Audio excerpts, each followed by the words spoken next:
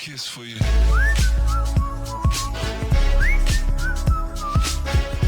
Kiss for you.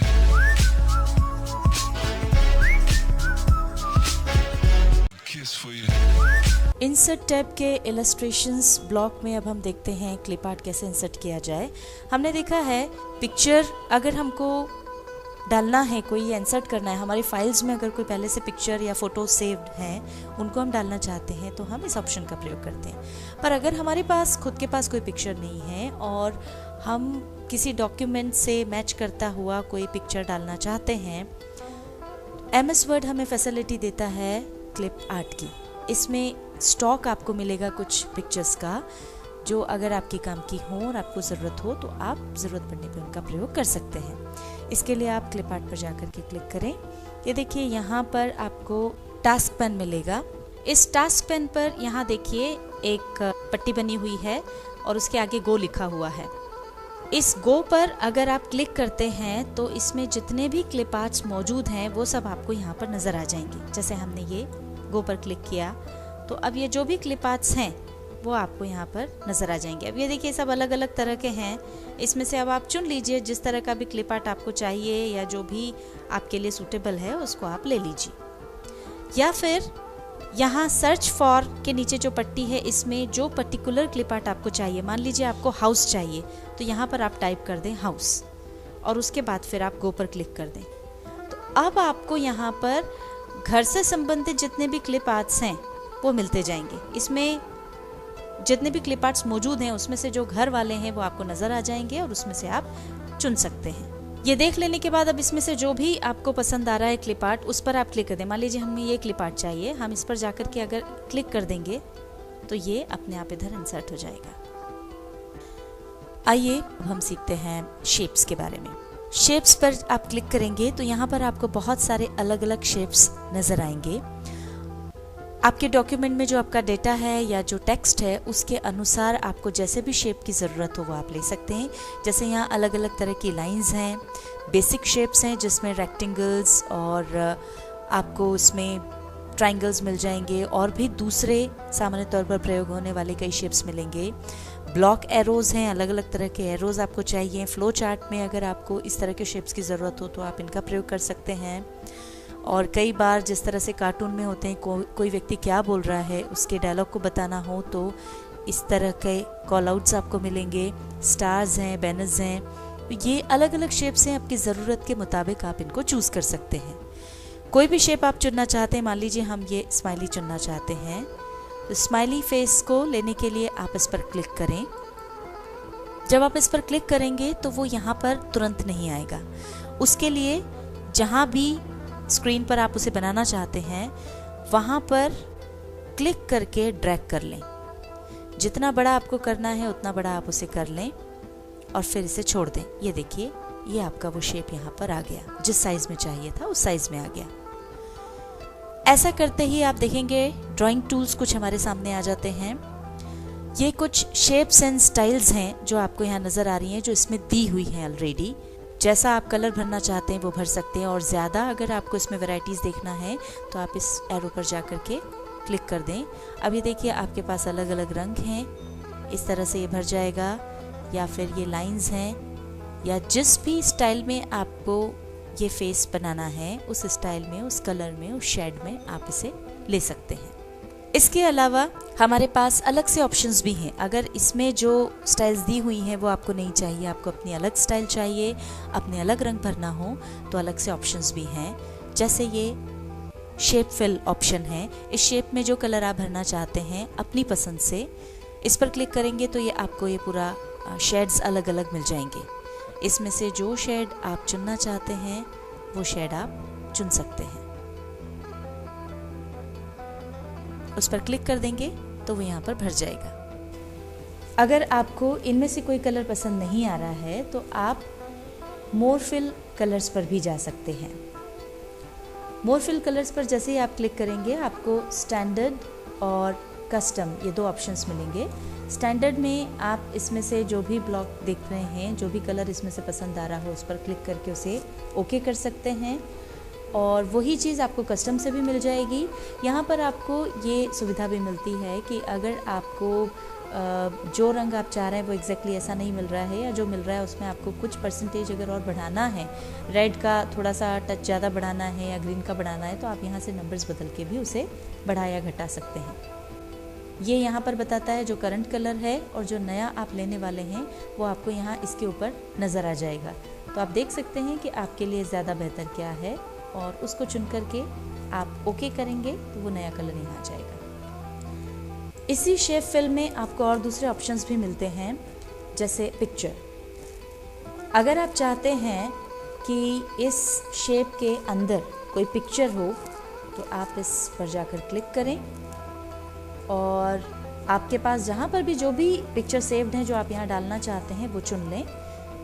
यहाँ picture library में से हमने मान लीजिए कि ये पिक्चर चुनी, या मान लीजिए ये पिक्चर हमने चुनी कोयला की, इस पर हमने क्लिक किया और उसके बाद इंसर्ट कर दिया।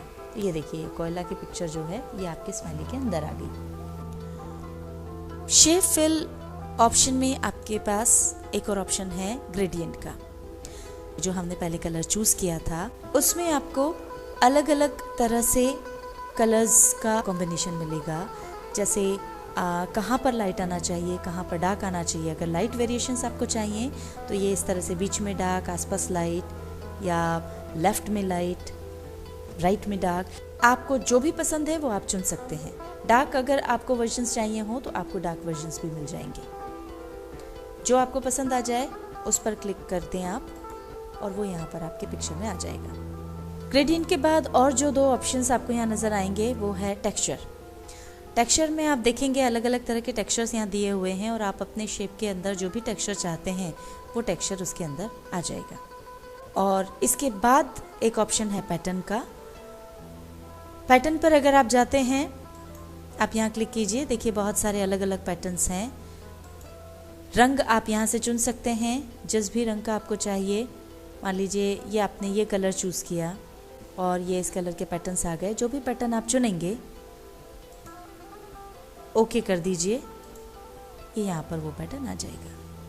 मान लीजिए कि आपको शेप में कोई भी कलर या कुछ भी नहीं चाहिए, या जो आपने लिया है वो आपको हटाना है, तो आप वापस से शेप फिल में जाइए और ये जो नो फिल ऑप्शन है इसको क्लिक कर दीजिए।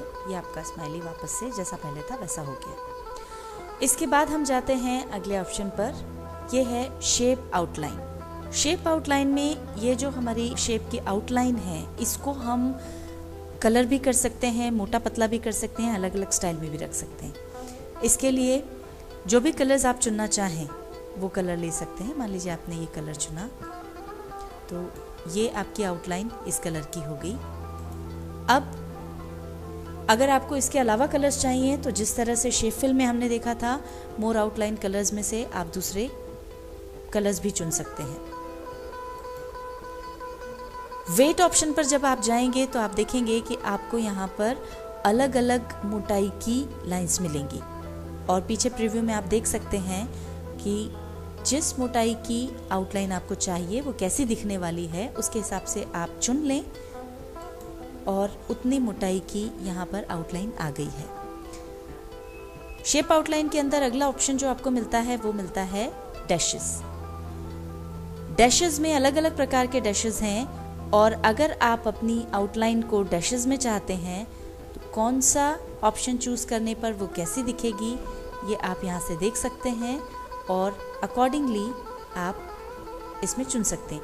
मोर लाइंस अगर आपको चाहिए तो आप यहाँ पर जाकर के और लाइंस भी चुन सकते हैं। शेप आउटलाइन में आपको यहाँ पर एक और ऑप्शन मिलता है, वो है पैटर्न।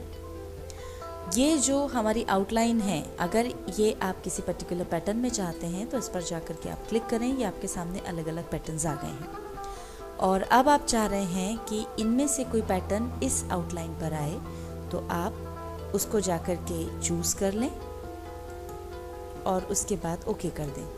ये देखिए उस पैटर्न में अब हमारी आउटलाइन आ गई है। अब मान लीजिए कि आपको ये पैटर्न नहीं चाहिए, या जो भी चेंजेस आपने किए हैं वो आपको नहीं चाहिए, तो आप वापस डैशेस में जाएं और सॉलिड लाइन वाला ऑप्शन चुन लें। ये देखिए ये वापस से आपकी लाइन पहले की तरह हो गई। यहाँ पर हमारे पास एक और ऑप्शन है, वो है चेंज शेप का।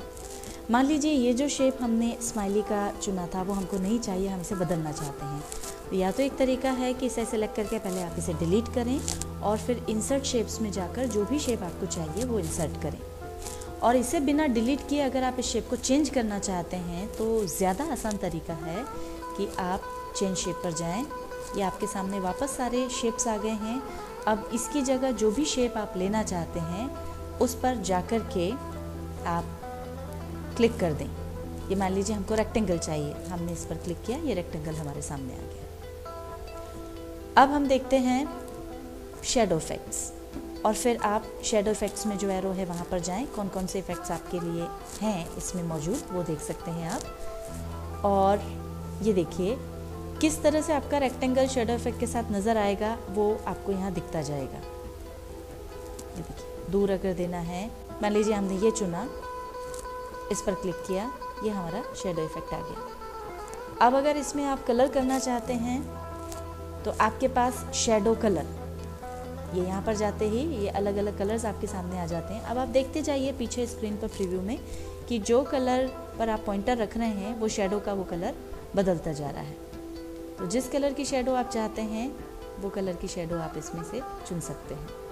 और मान लीजिए आप शेडो इफेक्ट नहीं देना चाहते हों तो आप वापस यहाँ पर जाएं और इसमें नो शेडो इफेक्ट ऑप्शन आपको मिलता है, इसको चूज़ कर लें। ये देखिए आपकी शेडो चली गई। अब हम देखते हैं 3D इफेक्ट। आपका जो भी शेप है उसको अगर आप 3D इफेक्ट देना चाहते हैं तो यहाँ 3D इफेक्ट के लिए आपके पास ऑप्शंस हैं। ये देखिए जिस तरह का भी 3D इफेक्ट आप चाहते हैं वो आपको यहाँ पर मिल जाएगा। किसी भी डॉक्यूमेंट में शेप्स कैसे इंसर्ट करना ये हम सीख चुके हैं। अब हमारे पास एक ऑप्शन है स्मार्ट आर्ट का। इसमें आपको स्मार्ट आर्ट ग्राफिक्स की रेंज मिलेगी जिसकी मदद से विजुअली वो इन्फॉर्मेशन कम्युनिकेट की जा सकती है। इस पर अगर आप क्लिक करेंगे, इसमें जो भी आप चुनना चाहें, मान लीजिए आपको लिस्ट बतानी है तो लिस्ट बताने के लिए इस तरह से स्मार्ट आर्ट ग्राफिक आपके सामने है। 1 2 3 करके आप अलग अलग स्टाइल में वो बता सकते हैं। प्रोसेसेस बतानी हो तो ये अलग अलग एरोज़ हैं और अलग अलग तरह के स्मार्ट आर्ट ग्राफिक हैं। साइकिल्स आपको अलग अलग तरह के मिल जाएंगे। हायरार्की बतानी हो तो पहले नंबर पे क्या, उसके बाद में क्या आएगा, उसके साथ में क्या आएगा, इस तरह से आप जो क्रम है वो बता सकते हैं। रिलेशनशिप्स बताने के लिए भी आपके पास अलग अलग तरह के ग्राफिक्स हैं, मैट्रिक्स, पिरामिड्स, जो भी आपको चाहिए उसका प्रयोग आप स्मार्ट आर्ट ग्राफिक को इंसर्ट करके कर सकते हैं।